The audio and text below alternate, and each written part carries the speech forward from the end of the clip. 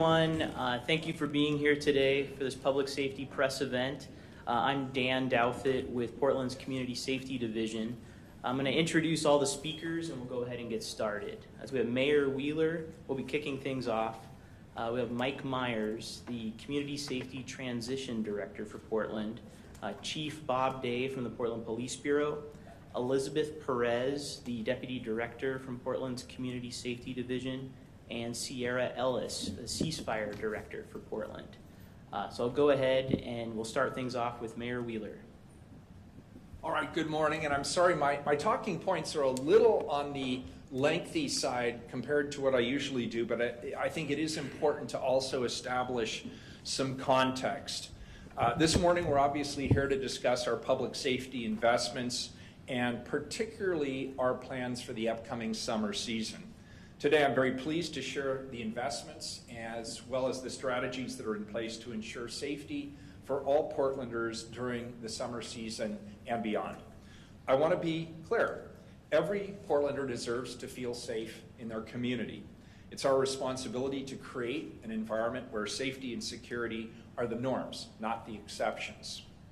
Historically, we have seen an increase in gun violence during warmer months, and it's crucial that we work proactively and collaboratively to prevent that spike. In July of 2022, I declared a state of emergency related to gun violence and launched the Safer Summer PDX plan, which funded 20 community organizations working in the violence prevention space. This was in addition to the good work being done by the Office of Violence Prevention, the Focused Intervention Team, and the Enhanced Community Safety Team. By the end of 2022, we saw a 19% reduction in total shooting incidents compared to the previous year, flattening the steep rise in gun violence that we'd seen up until that point. This was a good start, but we knew that this would be a long-term commitment and a long-term journey, so we kept going from there. The next summer, we launched the Portland Ceasefire program, which I'll speak about in just a moment. Things continued to trend in the right direction. Today, I'm very happy to report that our most recent gun violence data reflects just how far we have come. As of April 30th, 2024, all homicides are down by 7% from 2023 and 16% from the prior 3 years. Homicides from gun violence are down by 23% compared to 2023 and 29% over the prior 3 years. And total shooting incidents are down 18% from 2023 and 28% from the prior 3 years. These are the lowest numbers of verified shooting incidents and non-fatal injury shootings that we have had since 2020. But we're not done. My gun violence emergency declaration remains in complete effect to this day, and it continues to provide us with the agility and our ability to fund violence prevention programs. Consistent with the last 2 years, the city is adding resources to its 2024 violence prevention efforts for the summertime.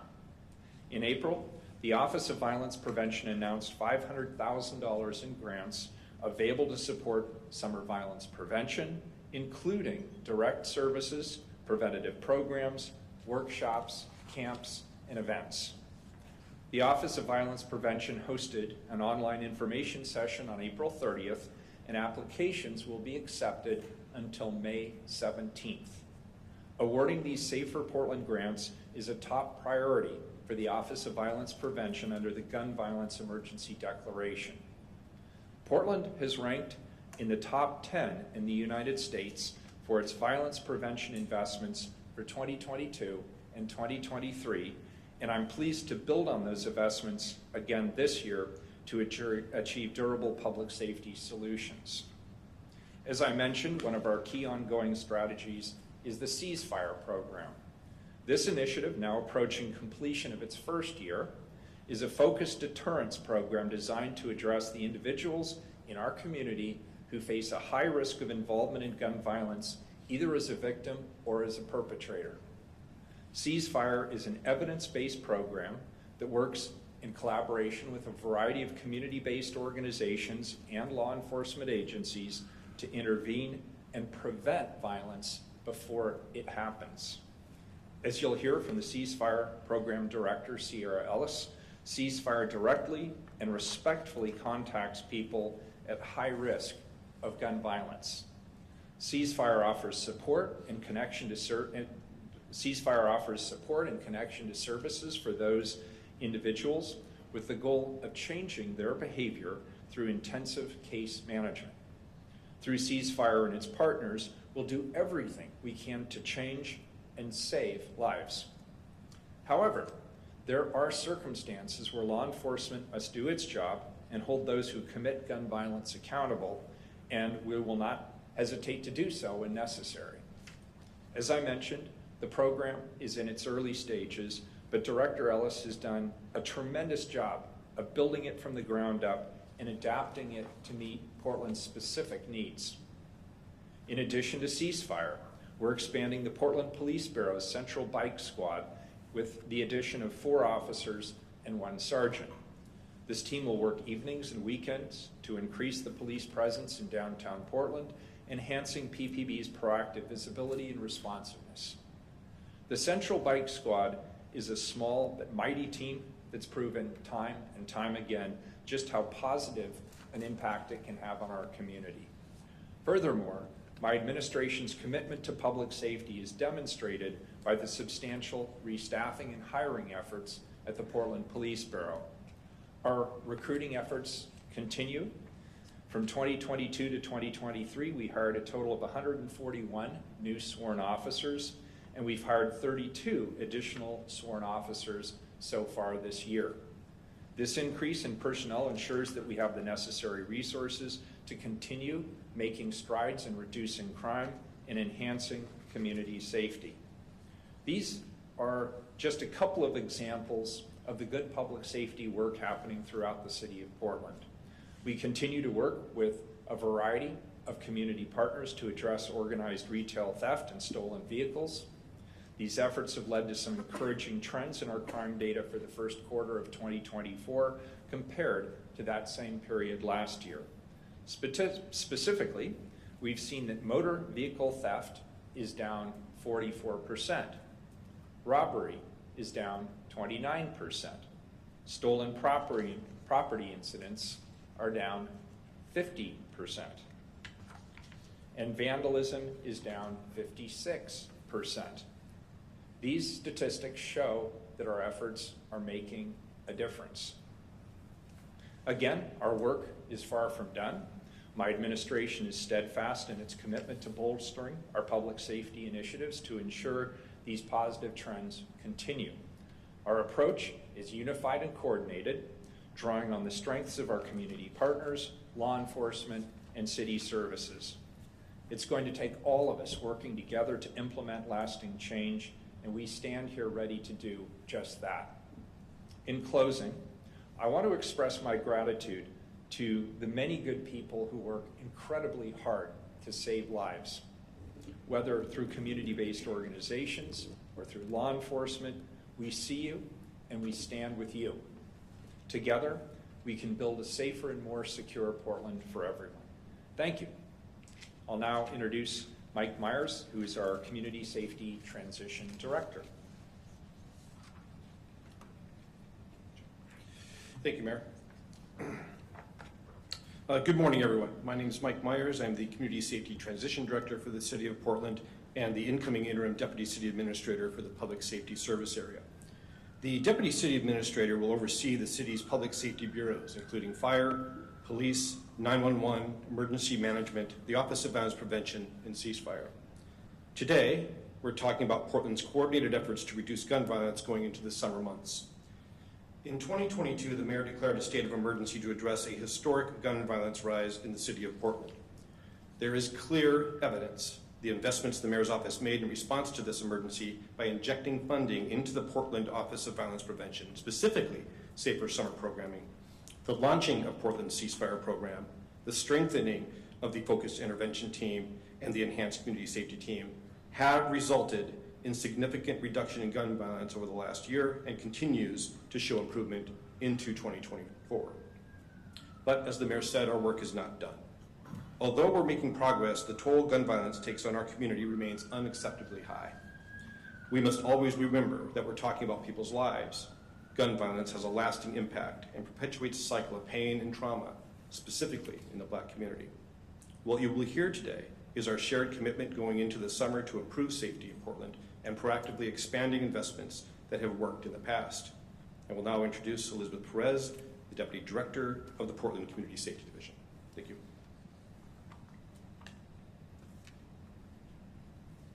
Thank you, Mike. Good morning. My name is Elizabeth Perez, and I am the Deputy Director for the Community Safety Division. I want to expand upon Mike's points and dig deeper into our strategy. The Office of Violence Prevention, Ceasefire Program, and Portland Police Bureau utilize a three-pronged approach to reducing gun violence through prevention, intervention, and enforcement. Today, I'm here to talk specifically about the Office of Violence Prevention's efforts going into the summer.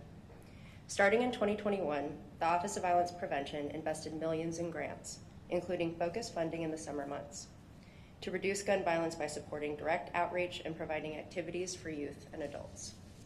We are continuing these efforts in 2024 through an $800,000 investment in the Safer Portland grant. That's an increase of $300,000 from what we originally had hoped for. Since we know the need for these activities is not limited to the summer months, Safer Portland will allow the selected organizations to continue their work throughout the year. Safer Portland focuses on providing activities for high-risk neighborhoods. Applications are being accepted through tomorrow. In addition to Safer Portland and the Office of Violence Prevention's other efforts, it's worth mentioning the Safe Blocks program and Rose City Self-Defense will be active throughout the summer as well. I also want to share a hiring plan for the new Office of Violence Prevention Director. Following the resignation of the previous director last month, we expect to launch a nationwide search starting in June. The hiring panel will include community members, community-based organizations, Office of Violence Prevention staff, and key operations staff members to ensure a robust and thoughtful process. We expect to attract high-level talent to bring in a renewed energy and perspective to the office. In the short term, I have stepped in to help with the day-to-day operations and pulled together a leadership team within the office to help work on the transition and keep us accountable to meeting the needs of the community. I have full confidence in our smart and dedicated team. I would now like to turn it over to Sierra Ellis to talk about Portland's ceasefire program's intervention efforts. Thank you, Elizabeth. And good morning, everyone. I'm Sierra Ellis, and I am the Ceasefire Director, and I'm thrilled to be here today to update you on the latest developments in our ceasefire program as we enter our second year. I want to begin by echoing the sentiments expressed by Director Myers and Mayor Wheeler regarding the significance of our work in combating gun violence in our city. Their support underscores the importance of our mission, which is ultimately about saving lives. I am proud to announce that in April, that as of April marked a significant milestone for us. It was the lowest month with verified shooting incidents since May of 2020, and also the lowest number of non-fatal injuries since June of 2020. These numbers carry immense significance because they directly reflect the lives we're saving in our efforts to curb gun violence. It's crucial to understand that shooting incidents and injuries often lead to retaliatory shootings and violence, perpetuating the cycle of harm with our community. This is precisely the type of violence that Ceasefire aims to address by intervening with those at the highest risk of becoming a victim or perpetrator of gun violence. Our focus remains on getting ahead of these cycles of violence by engaging and shifting the behaviors of those at the highest risk of gun violence, and we have directly aligned the intensive case management program to be solely focused on ceasefire model, which is led by Candell Ashley. Since June of 2023, our program has undergone significant change, and we continuously are adapting to meet the specific needs of Portlanders. We've directly engaged with numerous individuals through custom notifications. In year to date, we've assessed 67 individuals through our shooting reviews, 60 of them being referred to our community-based organizations to provide services to meet their specific needs. Our approach remains rooted in data, driving our efforts to address the issue of gun violence holistically. We recognize the critical importance of increased coordination and collaboration with all stakeholders, including PPB, the District Attorney's Office, our community-based organizations, and anyone contributing to making Portland one of the safest cities in the United States. While there is still work to be done, we have made remarkable progress together, and I'm immensely proud of the work we continue to do. I will now pass it to Portland Police Chief Bob Day. Thank you, Sierra. I am asked almost every day why I came back to this role, and this is a small example of that. What we're seeing here right now is so motivating, and something that I wanted to be a part of, both as a human being, just as a person, but as a Portlander, but also as a public servant. And what you're seeing here is a collaborative approach to our highest priority, which is life safety. That's what peace officers bring to a community, is a prioritization of life safety. But it's never just about the role of the police. Safety means something different to everyone, but we can all agree on the sanctity of life and the value of life. And the commitment that the mayor has shown and others that have just spoken really emphasize that in a way that I think is unique for us as a community and something that we're building upon. We could line the wall with many other folks that aren't here that are leaning into this. I'm very grateful for the role of the Portland Police Bureau in this, the men and women that have taken on the additional challenge and risk associated with reducing gun violence, specifically our focus intervention team and our enhanced community safety team, both of which were mentioned earlier. I'm grateful for them, but we're also seeing increased amount of impact in this area through our other outreach missions, like our stolen vehicles, our retail theft, our emphasis on downtown drug dealing. We're seeing a lot of firearms being pulled off of the street through those intervention techniques as well, which obviously plays into a reduction in the gun violence we're seeing. We're committed this summer to continue our emphasis around life safety. Specific to gun violence, we're going to continue to support and properly staff our focus intervention team and our enhanced community safety team. We're also looking at, as the mayor mentioned, the increased effort around proactive work to interrupt the opioid crisis we're seeing in our streets, particularly downtown Portland. We're going to be adding additional detectives to be investigating overdose deaths related to the opioid epidemic, as well as increasing our number of investigators to focus on drug trafficking organizations and trying to do interdiction at a higher level. And then continue to look for ways to be also proactive in our efforts around traffic safety and the importance of saving lives. As we saw last year, a record in fatalities and pedestrian strikes. So in those three areas that are having such a profound impact on our community and on our family, Portland Police Bureau's resolve in our effort to continue to mitigate that harm. I'm grateful for the partnerships that we do share. We're all in different lanes. We all have specific areas, and yet we're also able to come together and, as an example today, demonstrate that collaboration.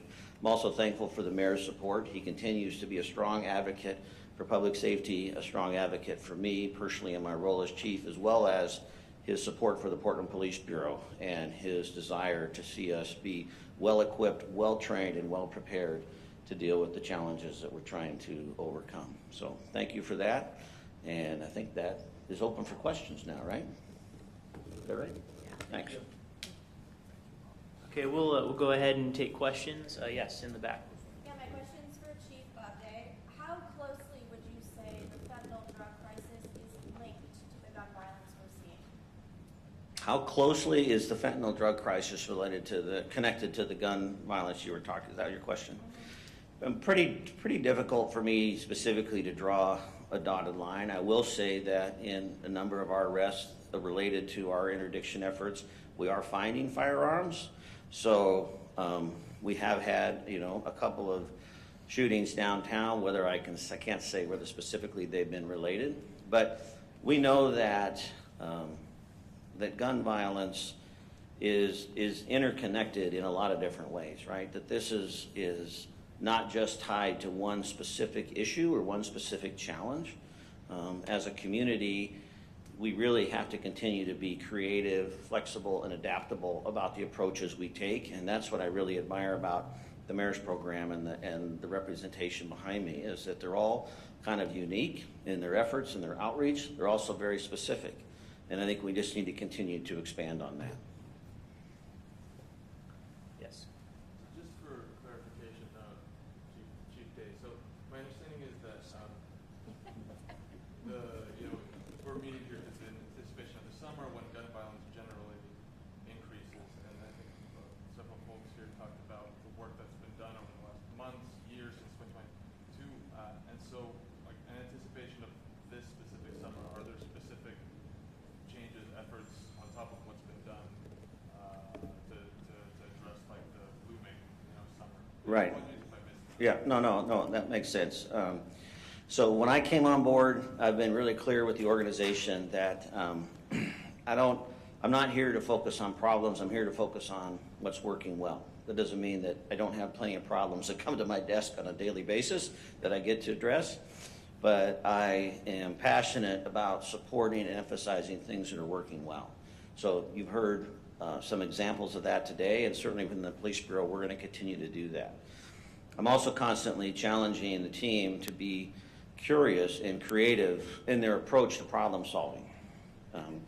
And that we can't become static. Just because something's been working doesn't mean that we want to just continue to do that over and over again until it stops working. I want us to always be challenging ourselves. So, for example, we know that staffing is it has a significant impact on our ability to deploy resources in a variety of different areas within the Police Bureau.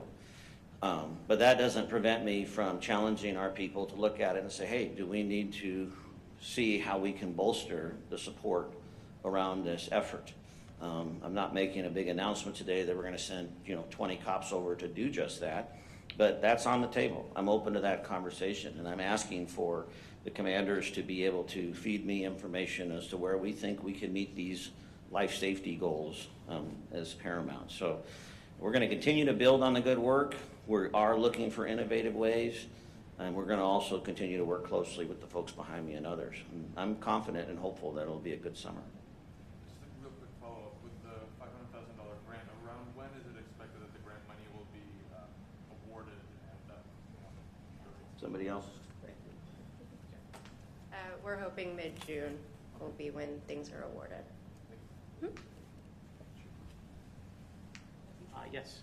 I believe my question would best be answered by Sierra, but anyone can answer this question. I'm curious to know how your program identifies these members of the community that are most at risk of being victims or perpetrators of gun violence. Yeah, that's a great question. Thank you. So usually the process or how they usually self-identify. So if they're either arrested in a stop or something like that or picked up with a weapon, we want to wrap our arms around those folks to make sure that they don't continue that cycle of violence. So it's not necessarily like, it's more of them self-identifying through those interactions with either community. We might get a referral from a school. We might get a referral from a parent. And so it all depends on the individual. That's why Ceasefire is so focused on the person and not a place. We focus on people's behaviors to change their behaviors through custom notifications. So we are directly interacting with them, talking about their recent behavior and how that is harmful to them and the community. Thank you. Yes, go ahead. I think anybody can answer this one. One of the themes here this morning seems to be that money makes the difference. So how much more money do we need? Where do we get it? Where is it going to come from? What are our thoughts on increasing amounts of money that we can use? Well, it's a great question. Money does make a difference. I think there are a couple of other areas that make a difference as well. One, I think the chief mentioned it. I think everybody up here talked about the need for coordination. Prior to 2019, we had an Office of Violence Prevention. We had a strong police department focusing on all these issues. The difference was bringing everybody together. And so that coordinated approach, that incident command approach, the declaration of the emergency in 2022, I think made a difference. The money that came along with it certainly does. The community-based organizations out there depend on consistent funding to continue to do their work. And we were able to put several millions of dollars over the past 3 years in investments in community-based organizations and really small emerging groups that did not exist before. We created an entire sector of community-based organizations doing work to prevent gun violence. I think that's important to know. And then money also plays a big role in strong public safety budgets. The mayor's been committed to continuing to fund a strong public safety budget for the police bureau.